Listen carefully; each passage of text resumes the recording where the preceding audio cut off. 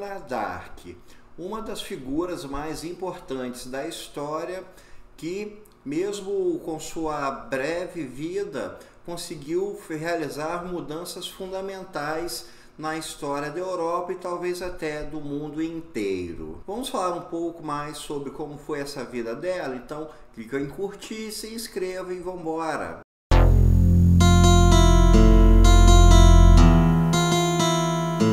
Joana d'Arc teve uma participação crucial na Guerra dos 100 Anos. Em apenas um ano de participação nesse conflito, que na verdade durou 116 anos entre alguns hiatos, ela conseguiu mudar completamente o rumo de como essa guerra estava seguindo. Mas para a gente falar sobre como foi a vida da Joana d'Arc, a gente precisa retroceder um pouco e falar sobre como foi essa Guerra dos 100 Anos. A nossa história vai começar no final do século XIII com o rei Filipe IV o Belo da França.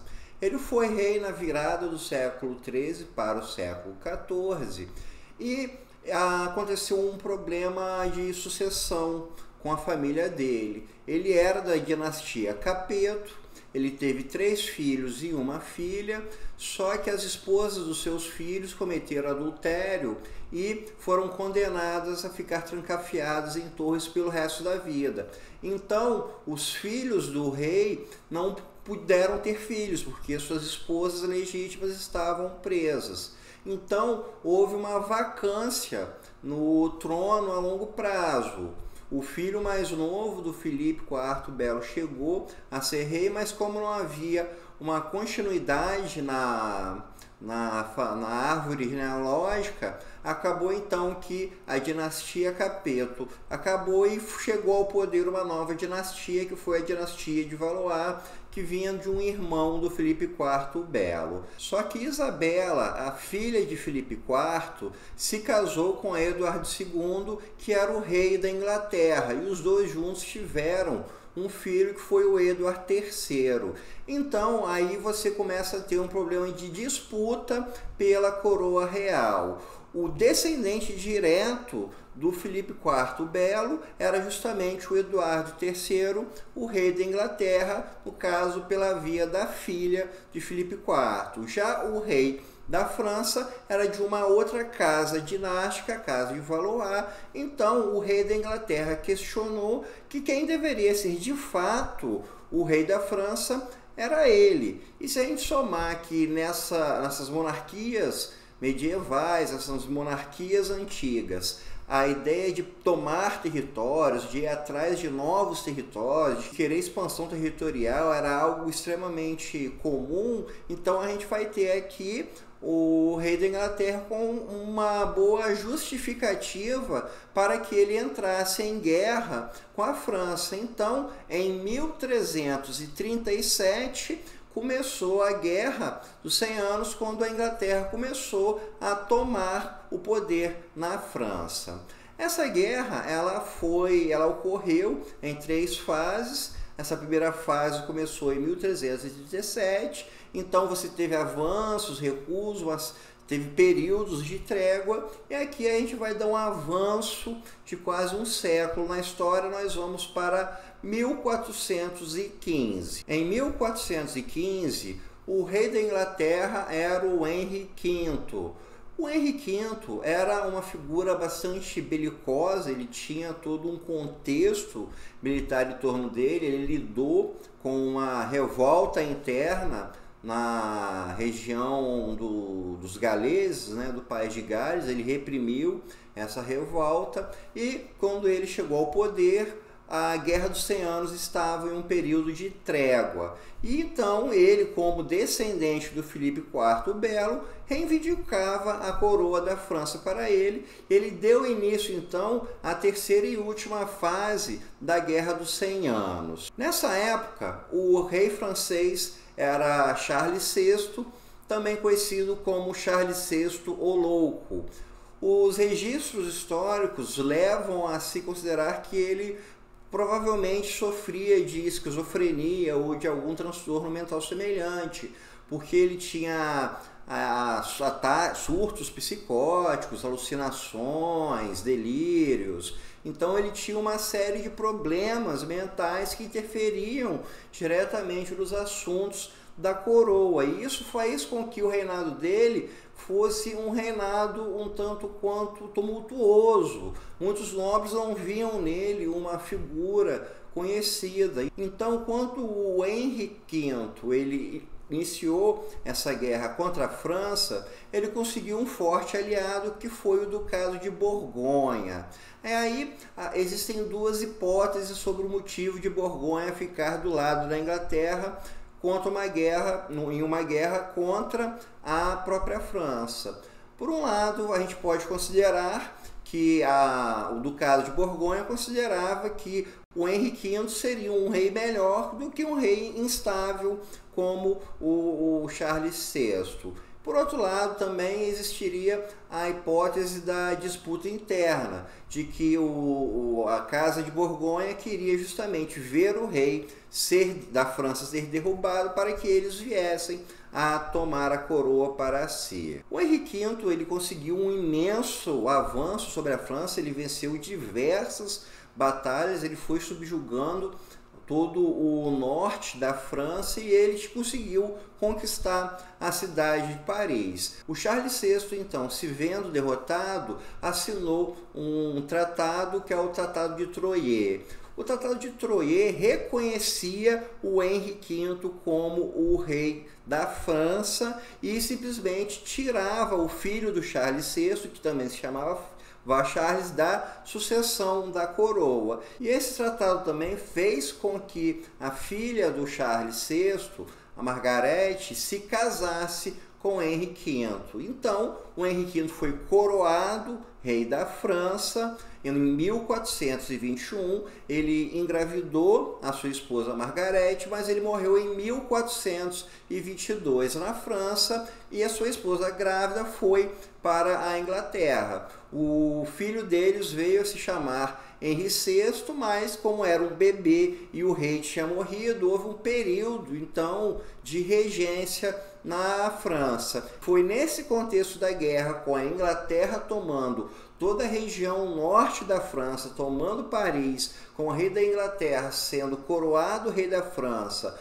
e com o sucessor dinástico, o filho de Charles VI, sendo tirado da linha sucessória, é que a Joana d'Arc veio a surgir. Joana d'Arc nasceu no ano de 1412.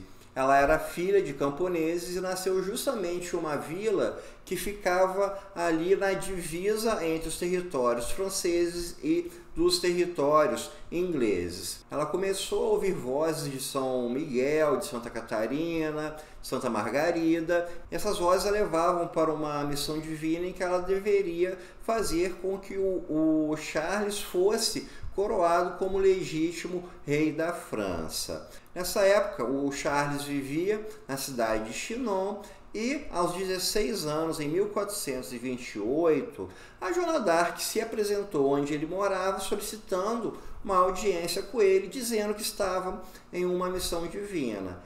Ela era uma pessoa extremamente insistente e conseguiu essa tal audiência. Ela falou que ela escutava vozes de santos, que ela tinha uma missão divina e que iria levar o Charles para ser coroado na cidade de Rouen. Os conselheiros do Charles ficaram reticentes com a garota, muito jovem, chegando com uma história de coroar o rei, mas ela tinha uma determinação muito grande, ela era extremamente determinada, ela se mostrava com uma postura muito determinada para realizar essa missão. E como a França já estava também numa situação muito negativa, muito prejudicial, rolou um sentimento de, vamos tentar, vai que dá certo, alguma coisa nesse sentido. Ela passou por uma avaliação de uma série de pares, de eclesiásticos, para ver se ela não seria louca, ou então se ela não seria uma charlatã ou então uma bruxa, alguém que estivesse usando,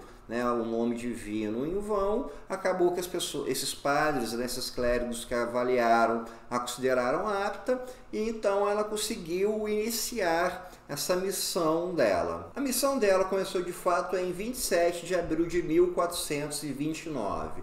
Durante todo esse ano que foram realizados os feitos militares dela. Nessa data, acompanada por um capitão francês chamado La Hire, ela foi em direção à cidade de Orleans. Lá chegando, ela acabou tendo no dia 4 de maio uma visão de que os franceses iriam vencer os ingleses naquela noite. Ela então liderou um grupo de soldados franceses, eles derrotaram os ingleses naquela região e assim nos próximos dias, no dia 5, 6, 7, ela conseguiu uma série de vitórias militares dos franceses sobre a Inglaterra e ela começou a recuperar fortificações militares para a França. E isso deu um forte renome, porque ela inicialmente já conseguiu um grande avanço para a França, que estava no estado de derrota, estava no estado de ser pressionada pela Inglaterra. Com esse avanço dela sobre Orleans, ela começou a insistir para que o Charles, né, o Delfim, que ele fosse para a cidade de Rouen para que ele fosse coroado como rei da França. Mas ele acabou tendo uma certa resistência a isso também por causa daquilo que os conselheiros estavam em volta dele. A gente tem sempre que lembrar que a gente está falando de uma garota de 16 anos que ouvia vozes e que surgiu, digamos assim, do nada para querer aconselhar a figura que estava na linha sucessória daquele país. Havendo essa resistência por parte do rei, a Joana d'Arc então continuou nessa luta militar. No dia 18 de junho de 1429, ocorreu a Batalha de Patay.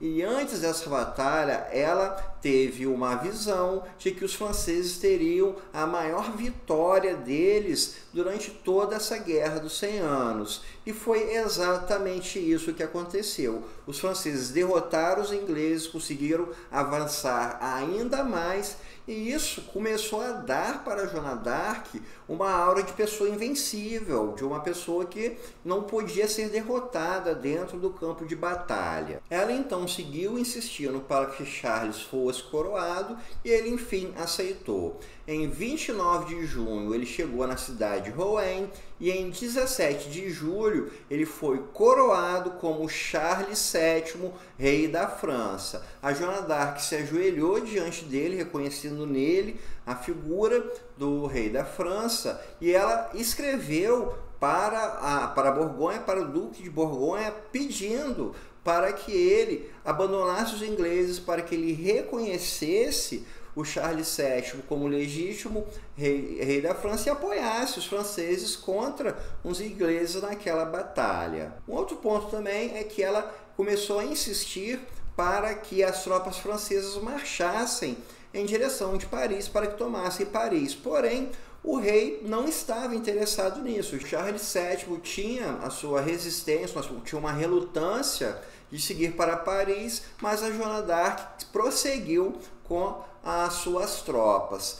Em 26 de agosto, ela chegou até a cidade de Paris, ela conseguiu um ataque sobre Paris, ela conseguiu vencer a batalha, ela ia retomar Paris de volta para a França, porém chegou uma ordem do rei mandando que ela recuasse. Com esse recuo, quando ela estava quase conseguindo controlar a cidade de Paris, houve então uma debandada das tropas da França. O rei desfez suas tropas, boa parte dos seus capitães foram embora para casa, houve uma interrupção no avanço que estava acontecendo na guerra, mas a Joana d'Arc continuou por conta própria, justamente com um pequeno grupo de soldados dessa vez. Então ela continuou lutando, ela já havia conquistado boa parte do norte da França, dos ingleses de volta para a França. Ela começou então a tomar algumas cidades contando com um pequeno grupo de soldados. No começo de 1430, o Duque de Borgonha ameaçou a cidade de Compiègne. Então, diante da ameaça de Borgonha sobre Compiègne, a Joana d'Arc juntou as suas tropas e foi para lá para defender essa cidade. A chegada dela foi bastante entusiasmante para as pessoas daquela vila. As pessoas declararam o Charles VII como legítimo rei, mas nessa batalha a Joana d'Arc acabou sendo derrotada. Ela foi então capturada por Borgonha e, sendo capturada, então ela foi levada para um julgamento. Nessa época começou também uma negociação de paz entre Borgonha e o rei Charles VII. Começou uma série de negociações para que Borgonha voltasse a ser aliado francês e se posicionasse contra a Inglaterra. E nessa negociação, o Charles VII não se esforçou nem um pouco para que a Joana d'Arc fosse salva. Após ser capturada, ela foi levada para a cidade de Rouen. Ela passou mais de um ano presa.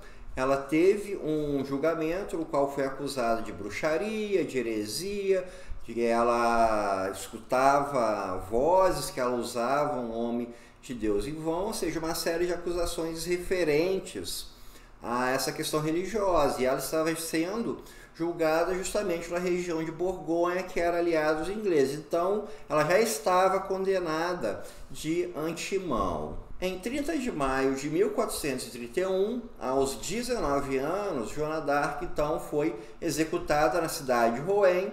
Ela foi morta na fogueira e ela pediu para segurar uma cruz e ela acabou se tornando uma mártir dentro dessa causa francesa. Logo após a morte dela, o nome dela começou a se tornar muito forte na França, começou a ser um nome muito incentivador e a própria família dela já chegou a pedir a canonização dela para Roma. Então, a influência dela também nesse pós-guerra foi bastante relevante. E ela foi a figura que mudou completamente o curso de como estava indo a Guerra dos 100 Anos. Se havia um forte avanço inglês, se havia o coroamento de um rei inglês, se uma das principais casas reais estava do lado dos ingleses, quem reverteu toda essa situação foi a Joana d'Arc. Ela levantou novamente o moral dos franceses, ela deu um sentido de luta para os franceses. Isso tudo foi crucial para que o resultado viesse a se reverter. Daí em diante, a França começou a ter uma série de vitórias sobre a Inglaterra. Como o rei da Inglaterra, o Henry VI, era um neném, era uma criança pequena e estava num período de regência, e períodos de regência tendem a levar a conturbações internas, acabou que a França foi recuperando aqueles territórios que a Inglaterra havia tomado, até que em 1453 a Guerra dos 100 Anos foi de fato encerrada, a França saiu como vitoriosa. Não houve mais nenhuma possessão da Inglaterra sobre a França, apenas um pequeno espaço territorial. Então a gente pode ver como que a Joana d'Arc ela mudou completamente o destino da França.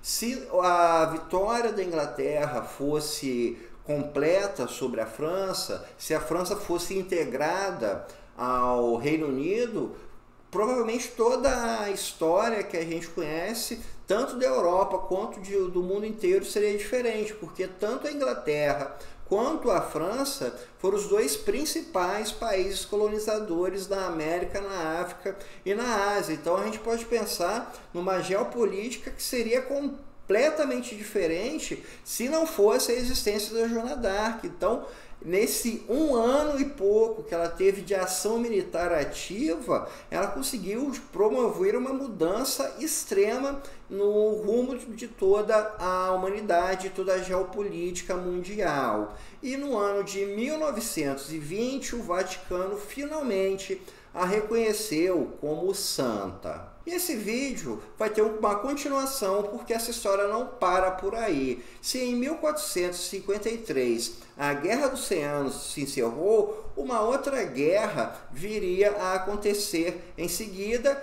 como um fato que veio em sequência de todos esses fatos. E essa guerra é a Guerra das Duas Rosas, que foi uma guerra civil na Inglaterra. Então, pessoal, espero que vocês tenham gostado e até o nosso próximo encontro.